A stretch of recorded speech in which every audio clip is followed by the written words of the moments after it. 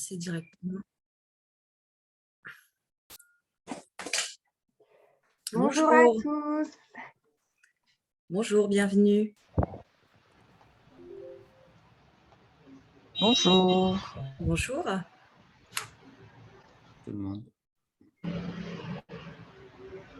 On attend encore un petit peu que tout le monde se connecte. Oui. Alors, n'hésitez pas à intervenir. De le mettre les caméras, on n'est pas beaucoup. Donc, voilà, ça nous fait plaisir de voir des visages aussi. C'est vrai, c'est toujours plus agréable. Voilà, après, c'est comme vous voulez, mais n'hésitez pas. Alors là, je me permets juste de désactiver les micros pour pas qu'on ait de nuisance. Oui. Hop, ça. Et puis, on va commencer pour ne pas perdre de temps.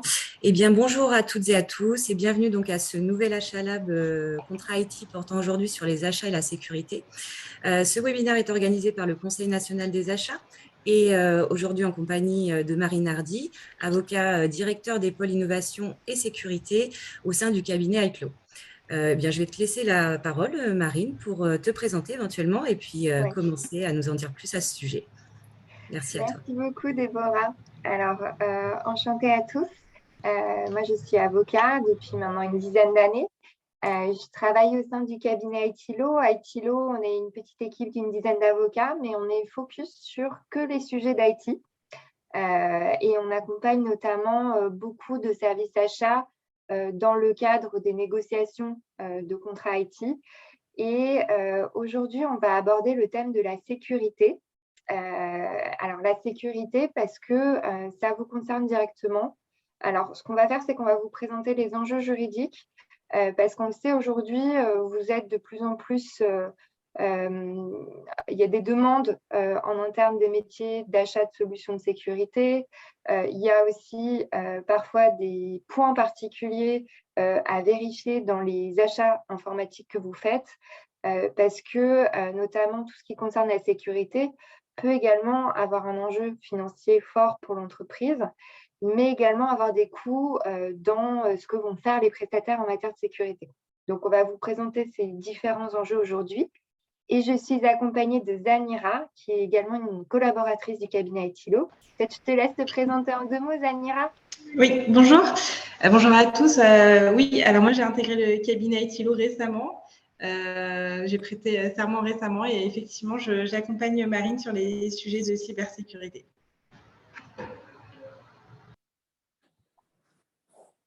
Alors, je marque juste et je le dis à l'oral que vous pouvez poser vos questions sur le chat. Alors voilà, je ne sais pas faire 2 choses en même temps, donc je le fais au fur et à mesure. Alors, pour le contexte, je pense que vous y êtes tous sensibles. On est dans un contexte assez particulier dans le sens où on a eu une prise de conscience. C'est pour ça qu'on met encore la pandémie Covid-19, parce qu'en fait, ça a eu un impact assez important pour les entreprises en matière IT, parce qu'on est passé à beaucoup de choses dématérialisées. Il y a eu aussi une flambée des attaques et des atteintes en matière de sécurité. Donc, il y a eu une prise de conscience sur le sujet, qui fait que c'est intéressant puisque c'est un sujet que nous, on traite depuis un certain nombre d'années. Mais aujourd'hui, on voit qu'il est plus pris à bras-le-corps par les entreprises et on sait que ça vient aussi dans ce contexte qui a été le Covid, ce contexte de multiplication des cyberattaques. Aujourd'hui, on a une professionnalisation dans les cyberattaques. C'est mis dans un certain nombre de rapports de l'ANSSI. Il y a des chiffres qui sont un petit peu marquants. On sait qu'aujourd'hui, le marché de la cyberfraude rapporte autant, si ce n'est plus, que le marché de la drogue. Donc, on a des professionnels maintenant.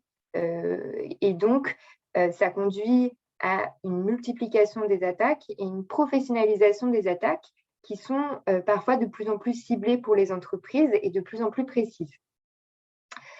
Vous avez également l'apparition de nouveaux outils. Ces nouveaux outils, par exemple, c'est l'intelligence artificielle, c'est les objets connectés, et tous ces outils font un mode de fonctionnement assez différent sur les systèmes d'information et peuvent avoir un impact. Alors, moi, je ne suis pas technicienne, donc c'est vraiment ce qui m'est rapporté par le terrain, par les métiers, notamment les DSI qu'on accompagne, qui nous disent « bah oui, les IoT, c'est des nouvelles portes ouvertes ». Les IA, c'est quelque chose qui est extrêmement intrusif parce que c'est des logiciels qui vont tourner parfois sur l'ensemble du système d'information, qui vont regarder toutes les données. Et donc, potentiellement, on peut avoir des risques sur la sécurité de nos systèmes d'information. Donc, vigilance sur ce point-là dans le domaine de la sécurité. Les autres choses qui nous sont remontées également, c'est la mutation des systèmes d'information, c'est-à-dire qu'on va avoir parfois des grands projets d'envergure de refonte des systèmes d'information, de refonte de l'architecture. Ça peut aussi être, je passe une partie, soit une application, soit une partie de mon système d'information sur ce qu'on appelle des contrats cloud. Donc, ça veut dire qu'on va être sur un hébergement très externalisé auprès d'un prestataire. Et ça veut dire qu'on change complètement la manière dont on aborde la sécurité. Pourquoi? Parce qu'on va confier une partie de cette sécurité à un tiers.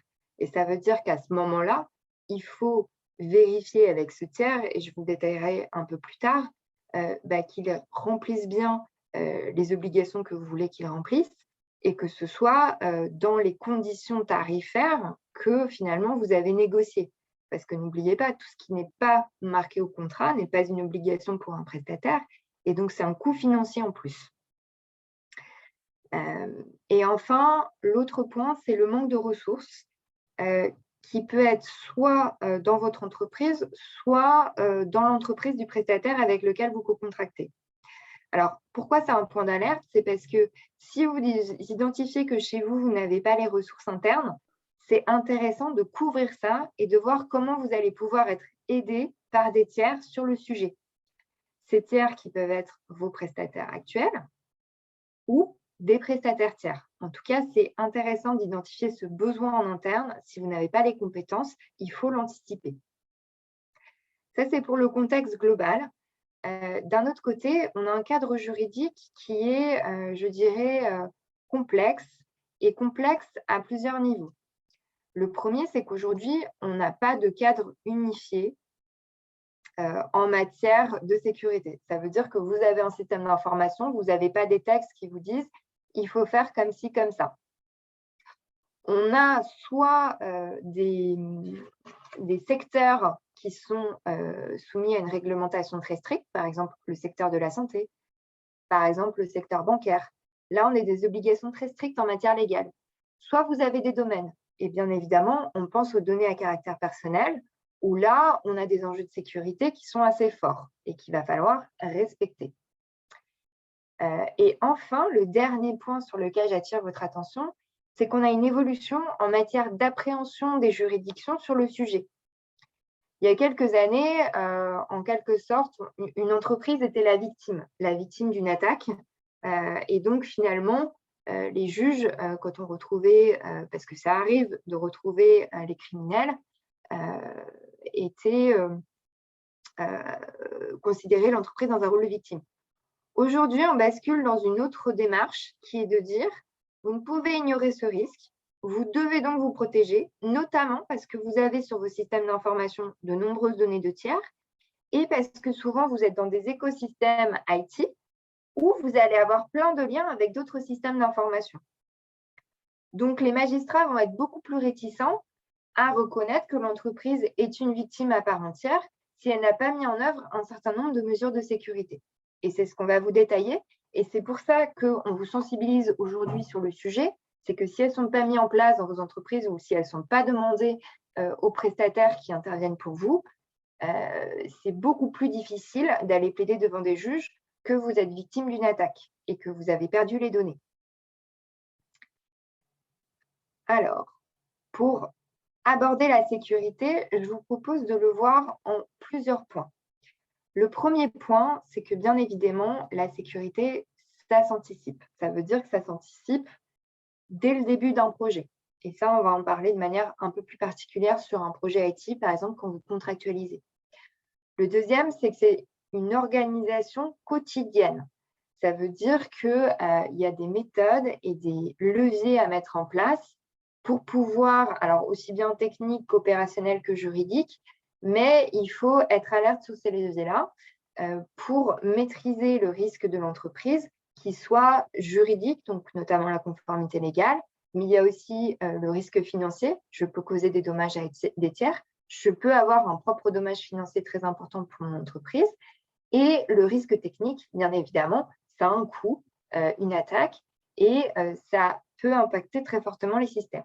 Et enfin, on fera un petit focus sur le RGPD, parce que même si ça ne concerne que les données à caractère personnel, le RGPD, c'est présent dans tous les systèmes d'information. On connaît très peu de systèmes d'information aujourd'hui où il n'y a pas de données à caractère personnel et qui donc ne sont pas concernés par ces règles. Alors, ça va, c'est clair pour tout le monde? Je vous vois bien attentif. Alors, pour penser la sécurité dès le début d'un projet, il y a une approche que je trouve très intéressante, qui est une approche purement IT, qui s'appelle l'approche DICT. Et je trouve qu'elle est intéressante parce qu'en fait, c'est une approche qui est assez de bon sens finalement et qu'on va pouvoir dupliquer dans les risques qu'on va évaluer de l'entreprise et dans les risques financiers et les risques juridiques. Alors, DICT, c'est quoi? Le D, c'est D pour disponibilité. Disponibilité de l'outil que j'achète, disponibilité de la solution. Alors, on n'est pas du tout, bien sûr, sur les mêmes problématiques si je suis sur un contrat on-premise ou cloud. Mais déjà, ça vous permet de l'anticiper. Quel niveau de maintenance il me faut sur du on-premise? Quel niveau de disponibilité il me faut si je suis sur une solution cloud? Est-ce que j'ai des périodes critiques dans mon entreprise? Est-ce que ce qui est proposé par le prestataire s'intègre dans le plan de continuité de mon entreprise? Est-ce que j'ai des plans B? Est-ce que j'ai ce qu'on appelle des solutions dégradées pour continuer à pouvoir fonctionner avec l'outil en mode dégradé? Le I de DICT correspond à intégrité. Et intégrité, on pense notamment à l'intégrité du système d'information, mais également des données.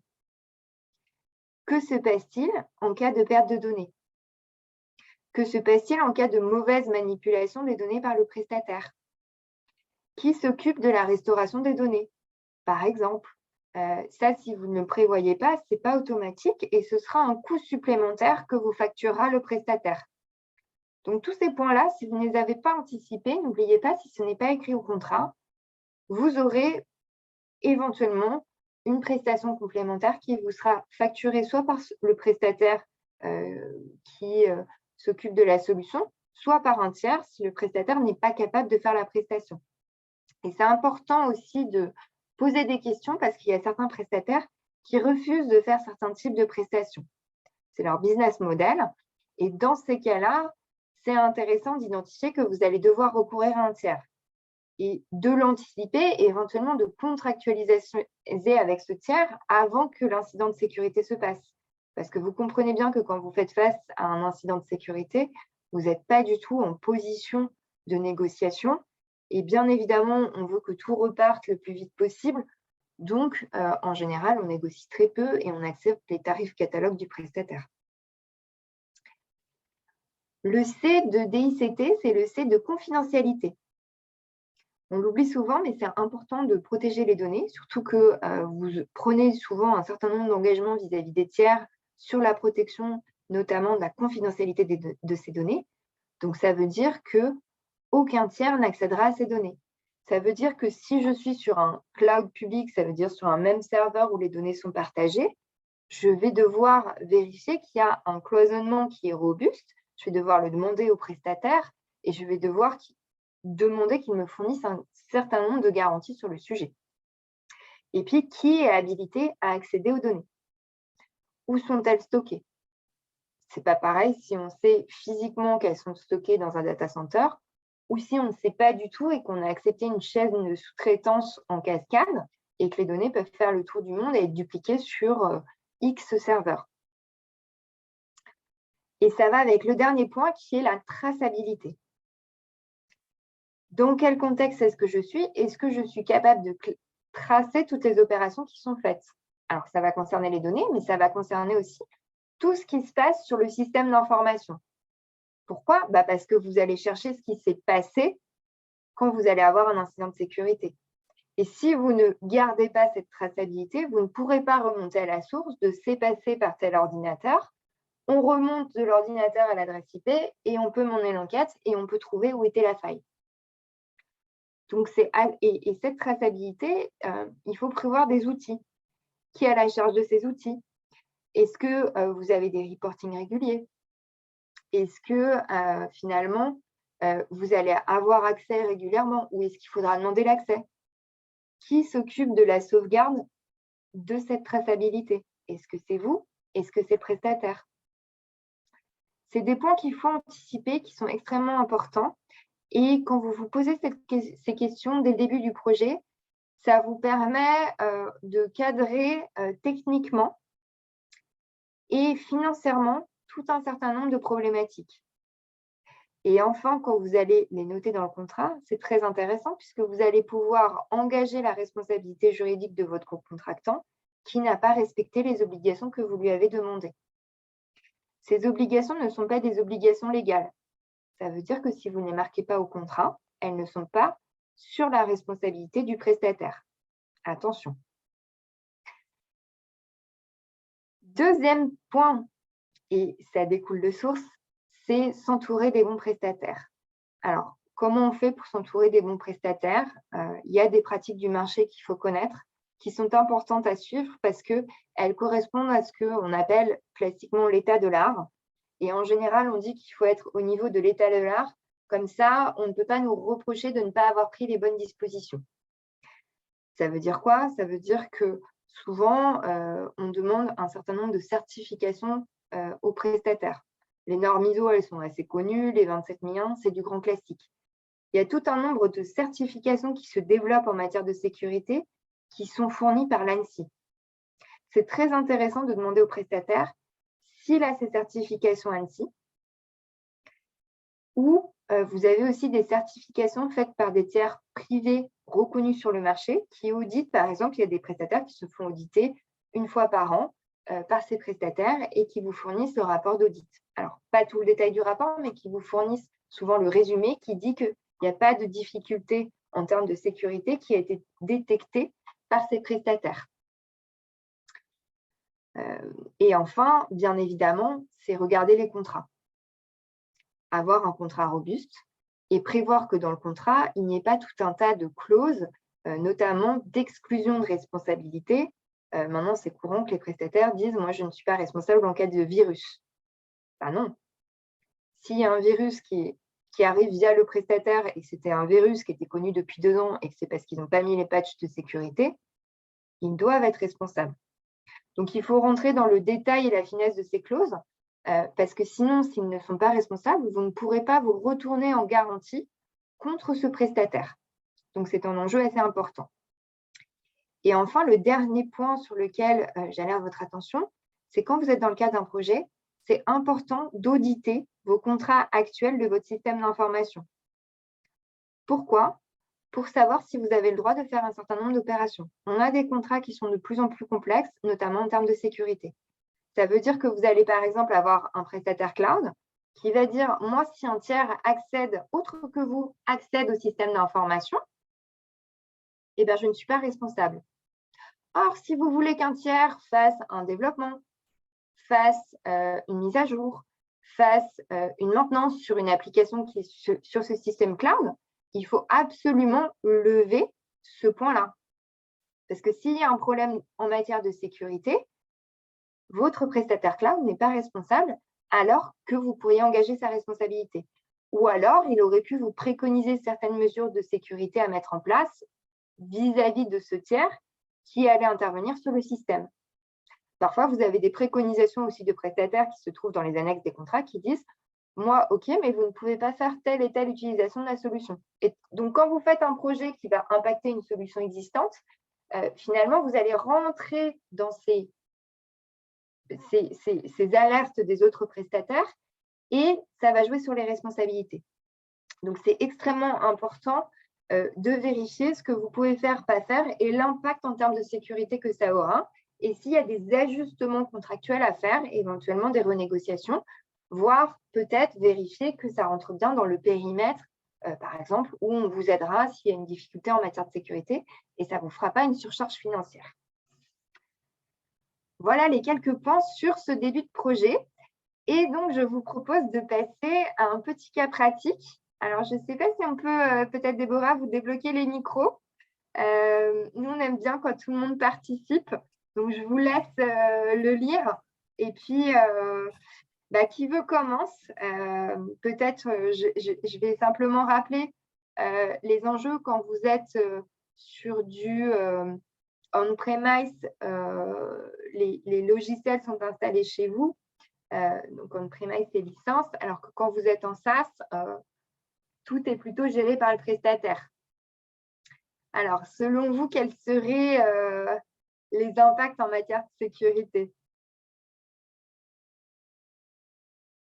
Alors, je veux bien que vous réfléchissiez parce que sinon, on interroge au pif pour vérifier que tout le monde est intéressé, suit, voilà.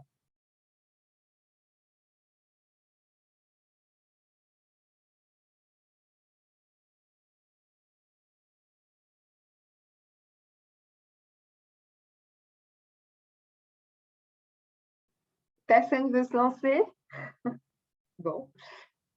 On a quelqu'un qui a répondu du coup sur le chat qui dit le risque est plus important en mode SaaS. Alors oui, pourquoi? Parce que justement, tout est externalisé. Oui. Et alors, ça va vous surprendre ce que je vais dire, mais parfois, il y a certains, moi, DSI qui me disent, bah oui, tout est externalisé, mais ils sont bien meilleurs en matière de sécurité que nous sur notre système d'information. Parce que, par exemple, ils ont des systèmes d'IA d'analyse comportementale qui font que s'il y a un comportement bizarre sur le SI, ils le détectent tout de suite et ils bloquent. Donc, ça veut dire qu'on peut avoir effectivement ce premier réflexe que vous avez qui est de dire, finalement, c'est beaucoup plus dangereux. Alors, c'est sûr qu'on a une perte de gouvernance du côté de l'entreprise. Après, en termes de sécurité pure, c'est possible d'arriver à un même niveau de sécurité et parfois un niveau de sécurité supérieur que vous n'avez pas en interne sur votre système d'information. Par contre, vous allez couvrir d'autres risques. Par exemple, s'il y a une perte des données, il faut anticiper que vous ayez une sauvegarde. Donc, soit c'est le prestataire qui l'a fait, soit c'est vous. Mais s'il n'y a pas de sauvegarde qui est marquée au contrat ou s'il n'y a pas de centre de secours qui est prévu au contrat, ça veut dire que c'est une prestation supplémentaire et surtout, ça veut dire que le prestataire ne le fait pas. Donc ça, veillez à bien l'anticiper. Je pense que vous avez tous en tête l'incendie qu'il y a eu chez OVH l'année dernière, ou peut-être il y a 2 ans maintenant, où toutes les personnes qui n'avaient pas pris les options backup ont perdu leurs données. Et on ne peut pas, c'est très compliqué de se retourner contre le prestataire parce que ça ne faisait pas partie de ses prestations.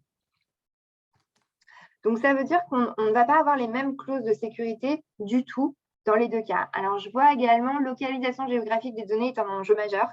C'est vrai. Et c'est un enjeu majeur aussi, Zanira va vous le présenter tout à l'heure, sur la conformité légale et notamment la conformité RGPD, où là, vous avez un risque de sanction administrative si vous n'êtes pas conforme. Alors, je vous propose un autre petit cas pratique. L'idée, c'est juste de détecter peut-être les choses qui pourraient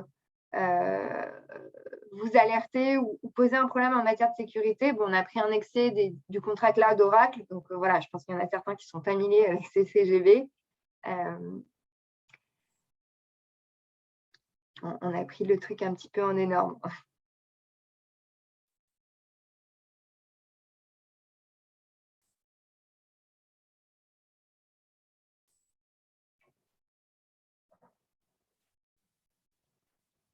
Alors, je vais regarder le chat.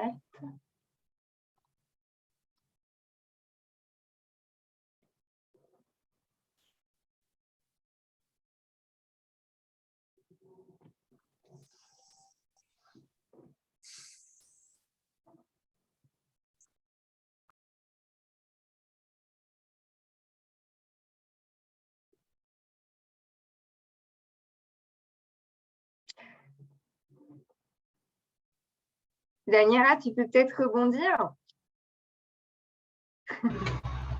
Oui, je peux. Vas-y, je t'en prie.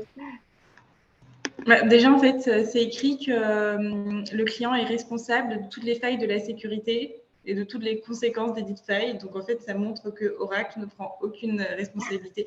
Et effectivement, comme c'est écrit dans le chat, c'est inacceptable. En fait, ce qui est intéressant, c'est qu'au lieu de dire qu'ils ne sont pas responsables, ils écrivent l'inverse, ça va encore plus loin. Ils disent que par principe, vous êtes responsable. Ce qui est quand même assez lunaire. Voilà, donc ça, c'est pour vous alerter. Faites attention au sens des clauses. À la limite d'écrire qu'ils ne sont pas responsables, bon, c'est pas top, mais voilà. Mais là, on écrit carrément que vous êtes responsable des conséquences. Donc, c'est étonnant de la part d'Oracle. Alors, oui et non. C'est un joke. Hein. D'accord. Ah oui, d'accord. OK. Bon. Mais voilà, ça fait partie des choses sur lesquelles, vous voyez, ce n'est pas dans l'annexe sécurité. Ces points-là, c'est dans protection du contenu. Donc, aujourd'hui, on a des dispositions de sécurité qui sont, ça c'est un autre point sur lequel je vous alerte, tout n'est plus comme c'était traditionnel dans l'annexe sécurité. Maintenant, c'est éclaté, c'est malin, un peu partout dans les contrats. Donc, ça veut dire qu'il faut le lire.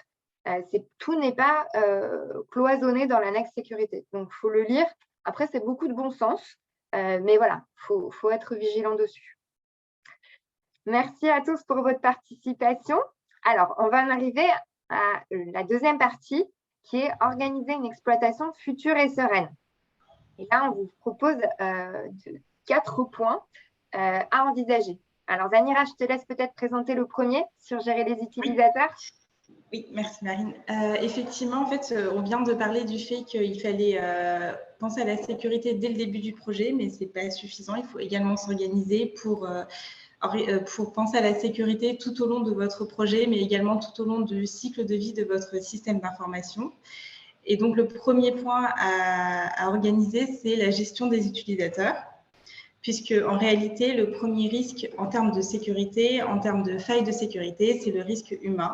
Donc, il est essentiel de savoir gérer ses utilisateurs, et ça passe par 2 points. Donc, notamment, il faut les encadrer, c'est-à-dire que, par exemple, vous pouvez mettre en place des chartes informatiques, ou également, si vous mettez en place le télétravail, de prévoir les règles dans une charte de comment s'applique le télétravail, ou encore si vos salariés peuvent prendre leur outil personnel pour le travail, de mettre en place des chartes BIOD, donc Bring Your Own Device, afin d'encadrer toutes les règles d'utilisation pour anticiper la sécurité et les problèmes de sécurité. Également, il faudra nécessairement mettre à jour ces documents, puisque au vu des évolutions, par exemple avec le Covid, il y a eu énormément de télétravail, donc il faut mettre à jour ces documents. Et notamment de dire que de prévoir les accès utilisateurs, donc qui peut avoir accès à mon système d'information, à quelles conditions, de prévoir comment est cloisonné mon système d'information et comment c'est traçable. Également, le deuxième point dans la gestion des utilisateurs, c'est le fait de former et de sensibiliser ses salariés. Ça peut passer notamment, en fait, il y a plein de manières de sensibiliser ses salariés et les utilisateurs, notamment par des formations inter-entreprises ou intra-entreprises. Et de s'assurer qu'en fait, les utilisateurs ne soient pas naïfs lorsque, par exemple, ils reçoivent des mails de phishing ou d'arnaque au faux président. Et donc, de s'assurer, par exemple, en faisant des tests aussi, de s'assurer qu'ils sont bien au courant des bonnes pratiques à appliquer lorsque, effectivement, ils font face à une faille de sécurité. Donc, en fait, il est impératif de prévoir des mécanismes pour s'assurer que les utilisateurs soient bien au courant qu'il faut s'assurer tout au long de la vie du projet, de la sécurité du projet. Et ensuite, il y a le point que je vais laisser Marine en parler, c'est prévoir le pire. Oui, merci Zanira. Alors, effectivement, je vous le rappelle, le facteur humain a été identifié comme l'un des facteurs de risque extrêmement importants en matière de sécurité. On n'arrive pas aujourd'hui à résoudre tout techniquement. Donc, ça veut dire que il faut gérer ce facteur humain impérativement. Alors, prévoir le pire, ça veut dire quoi? Alors, ça ne veut pas dire faire que des analyses de risque. Bien sûr, il faut les faire, mais ça veut dire aussi s'organiser. Comment cela va se passer si j'ai une atteinte à la sécurité? Alors, le premier point sur lequel on attire votre attention, c'est connaître ses obligations légales. connaître ses obligations légales, c'est par rapport à qui? C'est par rapport à ses utilisateurs, c'est par rapport à ses clients, c'est par rapport à ses salariés. Et également par rapport aux autorités administratives. Par exemple, en matière de RGPD, il faut faire une notification à la CNIL dans certaines hypothèses. Et ça, c'est dans un délai de 72 heures, donc c'est extrêmement court. Et puis, connaître ces obligations légales va vous permettre également de les répercuter dans les contrats et également de pouvoir vous préparer une équipe en interne. Donc, l'équipe en interne chez vous, c'est qui réagit, qui fait quoi, qui contacte qui, et une équipe également en externe. Et c'est là où le rôle des acheteurs intervient, c'est qu'il faut anticiper dans les contrats. Aujourd'hui, c'est une préconisation très forte que nous on donne. Quand vous contractez avec un prestataire, prévoyez, si cela se passe mal, selon quelle modalité il vous accompagnera, et notamment quelle modalité technique et financière. Pourquoi? Parce que vous allez la plupart du temps lui demander votre aide au moment où ça se passe mal. Et à ce moment-là, vous ne serez pas en position de force pour négocier. Donc vraiment, c'est intéressant de pouvoir s'entourer à l'avance. C'est intéressant aussi de pouvoir s'entourer de prestataires tiers qui peuvent être avec lesquels vous contractualisez à l'avance.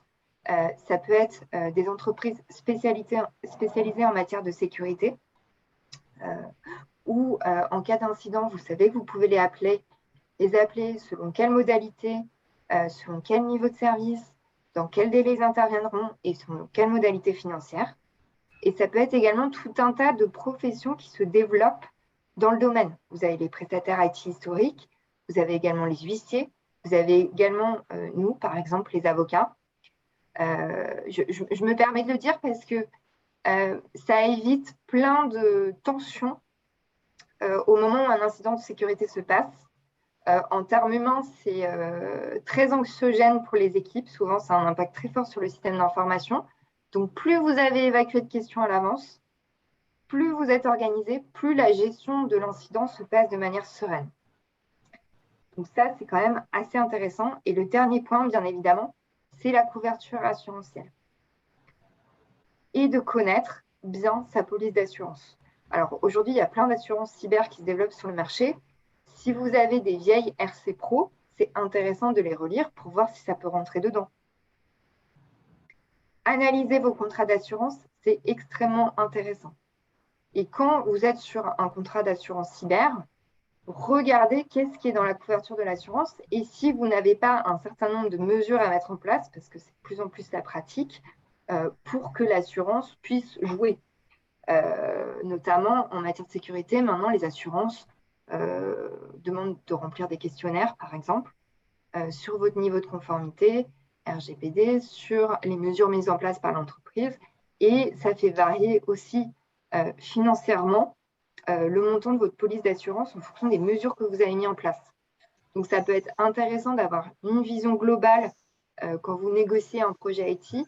Quel va être l'impact au niveau assurantiel? Est-ce que je risque potentiellement d'avoir un impact aussi sur le montant de ma police d'assurance? C'est assez intéressant d'avoir une vision globale. Voilà sur ce point, sur prévoir le pire. On enchaîne avec gérer sa conformité légale et je te laisse la parole, Zamira. Merci. Effectivement, le troisième élément, c'est gérer sa conformité légale. Donc, tout d'abord, il faut voir quels sont les textes qui s'appliquent. C'est comme il a été dit tout à l'heure, il n'y a pas de régime juridique unifié. Donc, il faudra vérifier, par exemple, par rapport à votre secteur d'activité. Si vous êtes dans le secteur de la banque, le secteur de la santé, il y a des obligations plus strictes, ou notamment si vous avez un statut particulier. Donc, je pense notamment aux OIV, les opérateurs d'importance vitale, ou encore les OSE, les opérateurs de services essentiels, qui doivent mettre en place des mesures de sécurité très strictes, puisqu'ils sont dans des secteurs vitaux pour la nation. Effectivement, il y a aussi des textes qui s'appliquent de manière générale pour pratiquement toutes les entreprises, donc notamment le RGPD. Et comme le disait Marine, il faut connaître ses obligations. Donc, par exemple, lorsqu'il y a un incident de sécurité, est-ce qu'il faut le notifier à la CNIL, sous quel délai, etc. Est-ce qu'il faut informer les personnes qui sont concernées par la violation des données à caractère personnel? Également, puisque en fait, effectivement, le non-respect de ces obligations peuvent entraîner des sanctions financières et administratives très lourdes. Donc, il faut faire attention à ça. Également, il y a des infractions pénales qui peuvent être appliquées, notamment avec ce qu'on appelle l'atteinte au stade. Donc, c'est les systèmes de traitement automatisé de données. Donc, en effet, se poser la question de savoir si mon outil que j'utilise ne permettrait pas une infraction, notamment une atteinte à la vie privée ou encore le fait que ça pourrait collecter illégalement des données à caractère personnel. Outre les obligations légales, il faut également prendre en considération les obligations contractuelles. Donc, analyser les contrats et de vérifier quelles sont les obligations de sécurité qui pourraient s'appliquer à vous par rapport à vos clients, à vos prestataires et également à vos salariés. Et comme le disait Marine tout à l'heure, maintenant, les obligations de sécurité ne sont plus forcément regroupées dans une seule annexe ou dans une seule clause, mais il faut vraiment faire attention à analyser l'ensemble du contrat pour vérifier si des obligations ne sont pas dispatchées un peu partout.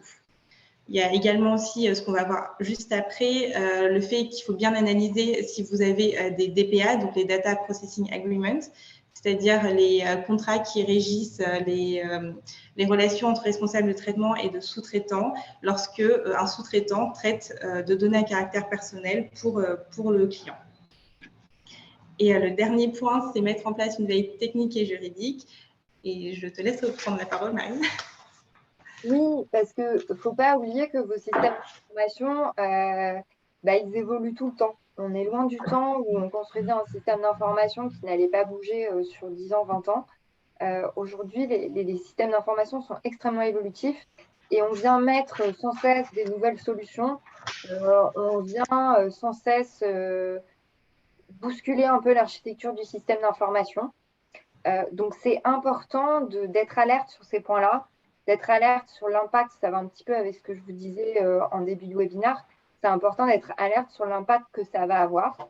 Et l'autre point, c'est que on a aujourd'hui un travail législatif qui est assez actif dans le domaine de la sécurité, que ce soit au niveau français ou au niveau européen. Il y a énormément de textes en préparation. De plus en plus de textes qui concernent certains secteurs comportent des dispositions et de plus en plus d'obligations sur la sécurité des systèmes d'information. Nous, on a encore eu le cas hier dans le domaine bancaire et en plus, parfois, c'est par voie d'arrêté. Donc, ce n'est pas des lois emblématiques qu'on suit, etc. Et qui, parfois, c'est des modifications qui impactent de faire des modifications techniques, de faire des modifications organisationnelles. Et il faut absolument être conforme à ces dispositions parce que les sanctions administratives dans les domaines, que ce soit la CNIL, que ce soit la CPR, que ce soit la DGCCRF, sont de plus en plus lourdes et il y a de plus en plus de contrôles. Donc, c'est important d'être alerte sur ce point-là et de se faire accompagner si on n'a pas les équipes en interne pour le faire, parce que ça reste un point financier, un point de risque financier important pour les entreprises.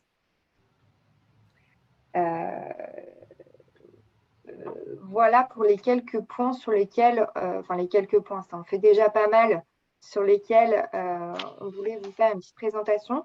On va en arriver sur le point sur... Ah non, on a un petit cas pratique. Non, sur le point sur les enjeux en matière de RGPD.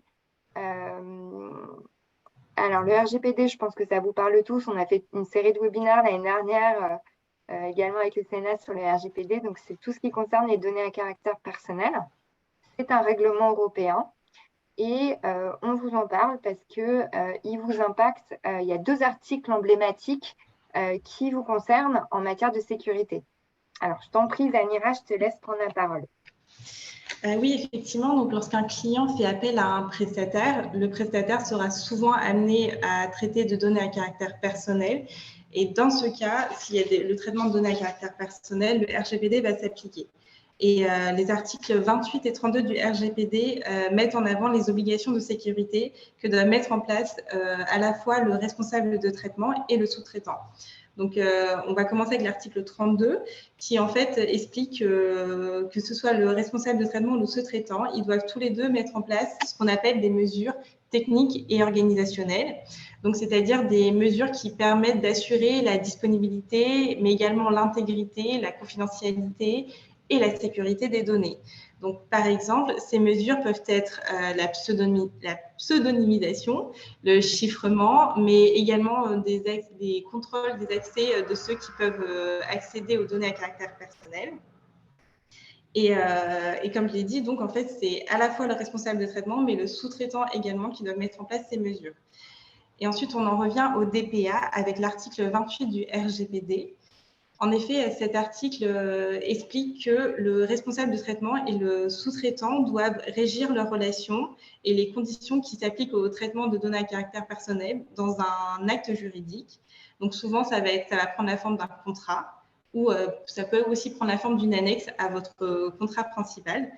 Et effectivement, donc dans ce DPA, on va avoir la définition de ce qu'est le traitement des données qui vont être traitées, également la finalité du traitement, ce que doit faire le sous-traitant.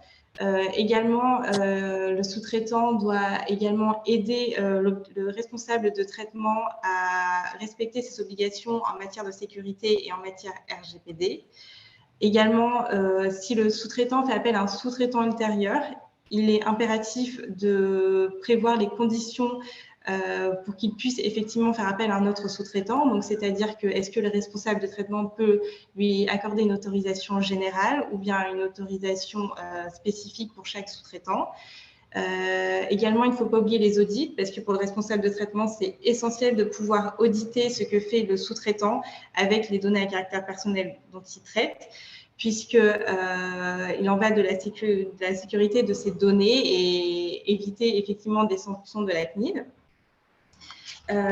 Également, le sous-traitant a d'autres obligations, donc c'est-à-dire qu'il doit, par exemple, il est obligé de traiter les données à caractère personnel uniquement sur instruction du responsable de traitement, puisqu'en fait, s'il commence à déterminer les finalités, etc., il deviendra à son tour responsable de traitement.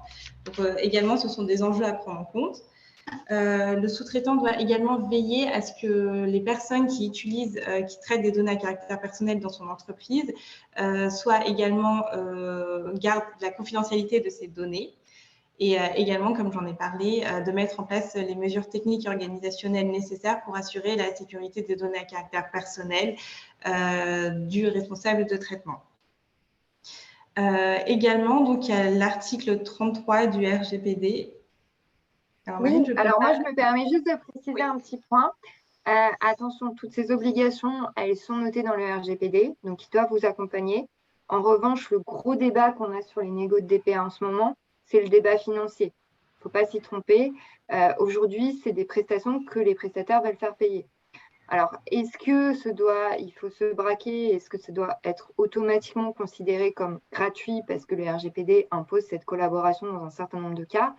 C'est un vrai débat, c'est une vraie négociation. En tout cas, la loi ne dit pas que le prestataire ne peut pas facturer ses prestations. Et c'est de plus en plus une pratique sur le marché. Donc, soyez vigilants parce que très souvent, dans les DPA, il y a marqué qu'il va effectivement… Alors, toute la liste que vous avez fait, Zanira, c'est la liste de l'article 28, qui est une liste de 2 ou 3 pages, je crois, de ce que doit contenir le document que vous avez avec votre prestataire. Donc, c'est assez administratif, finalement. Mais la vraie question, l'une des vraies questions et l'un des vrais points de négo que nous, on a en ce moment, c'est où s'arrête l'aide du prestataire. Et surtout, il y a certains prestataires qui, en fait, disent, bien sûr, on fera tout ce que vous voudrez, on vous enverra juste un devis. Et ça, c'est problématique pour vous parce que quand le devis arrive, vous n'êtes plus en position de négociation. Donc, c'est intéressant de prévoir sinon Alors, on ne peut pas tout prévoir, mais au moins que vous puissiez… avoir des exemples de tarifs sur… alors, le plafond de responsabilité, effectivement, c'est aussi un enjeu sur ces documents. Merci de le rappeler. C'est intéressant de prévoir des gammes tarifaires sur le marché et de prévoir qu'aussi, vous pouvez avoir une aide jusqu'à X jours hommes par an qui est gratuite. Au-delà, c'est facturé. Il y a plein de manières qui se font sur le marché pour cadrer ça. mais c'est important d'y penser. Sur le plafond de responsabilité, oui, alors le sujet est un peu complexe en matière de RGPD parce qu'on est sur un texte, donc c'est une obligation légale, et il y a un débat doctrinal sur est-ce qu'on applique les plafonds ou pas. En tout cas, ce qui est intéressant côté client, c'est effectivement de bien penser à négocier le plafond, voire à le retirer. Mais ça, c'est très dur sur le marché en ce moment. Et effectivement, Zanira, il y a un article sur lequel on vous fait un focus, c'est l'article 33 qui concerne la gestion des incidents de sécurité. Vas-y, je t'en prie. Effectivement, donc, le responsable de traitement, lorsqu'il y a un incident de sécurité, doit le notifier, concernant les données à caractère personnel, bien entendu, doit notifier la violation de données à caractère personnel à la CNIL, et dans les meilleurs délais et maximum 72 heures au plus tard après en avoir pris connaissance. Et effectivement, le responsable de traitement doit également s'assurer de savoir s'il doit notifier ou pas la violation de données aux personnes concernées par le traitement des données à caractère personnel. Comme vous pouvez le voir, effectivement, le sous-traitant, lorsqu'il y en a un, doit notifier également dans les meilleurs délais son responsable de traitement lorsqu'il est au courant qu'il y a un incident de sécurité. Mais effectivement, il faut savoir aussi que le DPA peut prévoir que le sous-traitant doit lui-même notifier à la CNIL ou également prévoir une procédure comme quoi c'est le sous-traitant qui va informer les personnes concernées de la violation des données à caractère personnel. Donc, le responsable de traitement peut prévoir dans le DPA ces obligations qui pourront peser sur le sous-traitant. Et en fait, tout ça pour dire que vous voyez, les articles qui sont donnés par le RGPD sont des obligations générales en matière de sécurité. Et cela montre qu'en fait, le RGPD n'est tout de même pas suffisant pour protéger la sécurité de vos données. Il faut également se référer, comme on l'a dit un peu plus tôt, aux autres obligations légales qui pourraient vous être applicables en fonction de votre secteur, par exemple avec la directive Nice, ou en fonction de votre activité. Et également, pourquoi pas faire appel à des certifications, demander aux prestataires d'être certifiés, notamment l'ANSSI qui a mis en place plusieurs qualifications avec les qualifications PASI, PDIS, etc. Donc en fait, toutes ces mesures permettent effectivement d'assurer une meilleure sécurité pour vos données et également pour votre système d'information. Et après, il y a un cas pratique avec un extrait d'une clause. Voilà, on est passé sur SAP. Voilà, on a pris les travaux.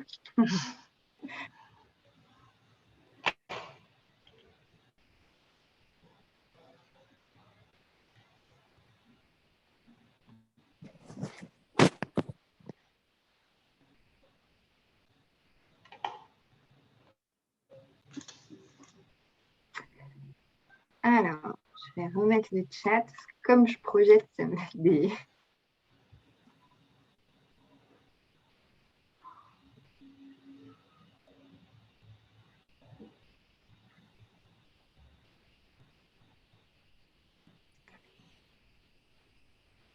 Alors,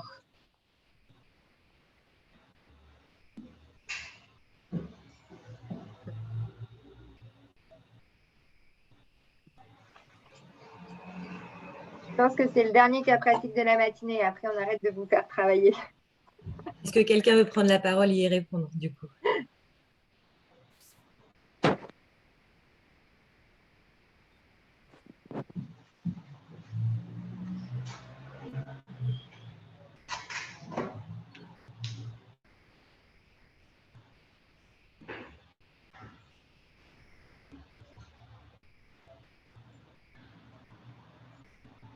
Pour tout vous dire, je la comprends pas très bien. C'est très très flou, c'est pas clair du tout.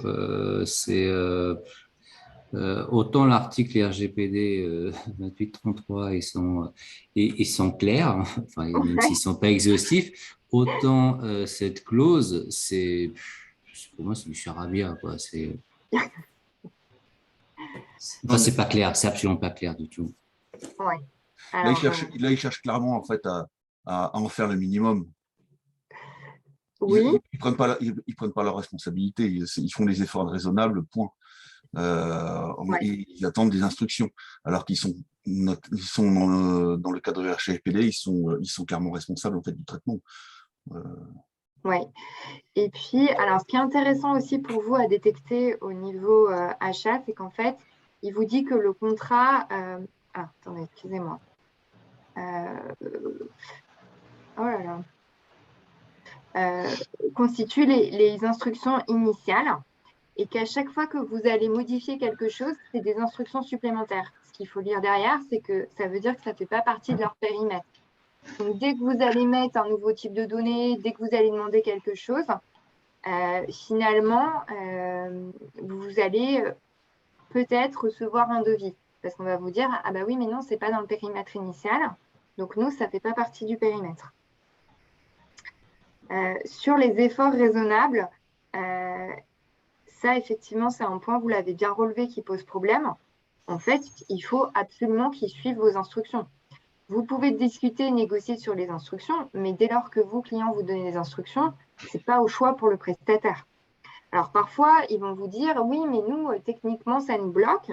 Ça veut dire que parfois, parce qu'il n'y a pas une façon de faire de la sécurité, parfois, à une époque, on fait ça, et puis on fait d'autres techniques qui ne sont peut-être pas conformes à vos demandes, mais qui marchent mieux. Et donc, il faut qu'on ait de la souplesse pendant le contrat. Et ben, dans ces cas-là, il faut prévoir cette souplesse, mais ça ne justifie pas d'accepter ce type de formulation, qui sont assez dangereux parce que ça veut dire qu'ils peuvent faire le tri dans ce que vous leur demandez en matière de sécurité. En tout cas, ils ne vous disent pas qu'ils vont appliquer toutes les mesures que vous leur demandez. Effectivement.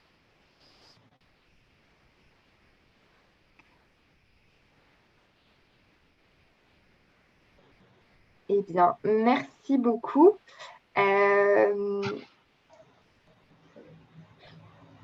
En résumé, en matière de sécurité, c'est important d'être actif dès le début du projet. Donc, on vous a remis les points essentiels.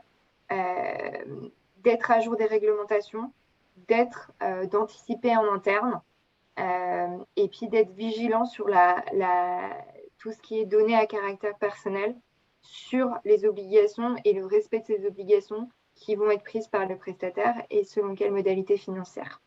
Marine, je te coupe, on a une petite Oui. question. Je n'ai pas le prénom de sûr. la personne. Je te laisse regarder. Oui. Alors, vous avez abordé les aspects contrats vis-à-vis des prestataires IT. Quelles recommandations vous faites vis-à-vis de nos fournisseurs, questionnaires, audits, autres? Alors, c'est les mêmes recommandations vis-à-vis de vos fournisseurs. C'est vrai que j'ai beaucoup parlé de prestataires IT. Ces recommandations s'appliquent à vos fournisseurs, surtout si vous interconnectez les systèmes d'information. On sait que maintenant, il y a de plus en plus de passerelles qui sont faites entre les systèmes d'information, notamment pour les échanges de données, pour fluidifier les choses. Donc, tout est automatisé. C'est important de se poser ces questions-là aussi. Alors après, vis-à-vis des fournisseurs, ils peuvent eux aussi avoir leurs propres obligations en matière de sécurité qui cherchent à vous imposer. Là, vous êtes dans un autre type de discussion, mais effectivement, c'est important de traiter ce point-là dans vos contrats fournisseurs aussi. Alors après, ça dépend quel type de fourniture, mais pour tout ce qui est fourniture matérielle et qui sera connecté à votre système d'information, comme les imprimantes, comme tout un tas d'outils qui sont aujourd'hui connectés au système d'information parce qu'ils sont de plus en plus connectés, c'est important de vous poser ces questions-là. Est-ce que j'ai bien répondu à votre question? Je l'espère.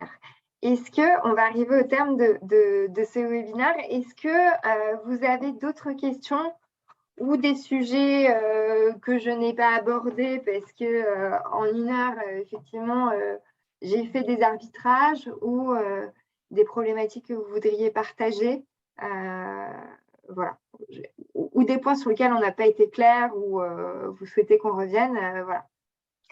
On est à votre disposition avec Zanira pendant encore quelques minutes. Alors, nous avons sondé notre top 50 de bons retours globalement, mais quelques-uns ont posé la confidentialité. Cela nous a permis d'identifier quelques fournisseurs critiques sur le sujet. Bon, bah, c'est une bonne nouvelle. Alors, c'est vrai que la confidentialité, c'est un vrai sujet en matière de sécurité. Je continue à parler, voilà, le temps que les questions arrivent. Et c'est vrai qu'il y a un certain nombre de gens qui ne veulent pas fournir leurs mesures de sécurité. Alors, est-ce que c'est une bonne ou une mauvaise pratique? En tout cas, il n'y a pas d'obligation légale sur le sujet. Et c'est vrai qu'on peut se dire qu'un prestataire qui fournit tout le détail du fonctionnement de ces mesures de sécurité à tous ses clients, ce n'est pas forcément sécurisant non plus. Donc moi, je sais que j'ai différents avis parmi les clients du cabinet qu'on accompagne. Il y en a qui ne sont pas choqués par ça, mais ça n'empêche que même si on n'aime pas tout le détail et si certaines informations restent confidentielles, on peut leur demander de prendre un certain nombre de garanties. Mais effectivement, il y a certains fournisseurs et prestataires qui refusent de communiquer trop de détails et qui l'expliquent très bien par le fait que si tout le monde est au courant des mesures, elles sont beaucoup plus facilement contournables. Et puis, historiquement, le sujet de la sécurité et de la cybersécurité, vous êtes dans un monde de la confidentialité, du secret. Donc, c'est vrai que par rapport à d'autres domaines IT où on est plutôt dans l'ouverture, par exemple l'IA, où on partage tout et on est dans l'ouverture totale, c'est un peu l'opposé en matière de sécurité, ça c'est sûr.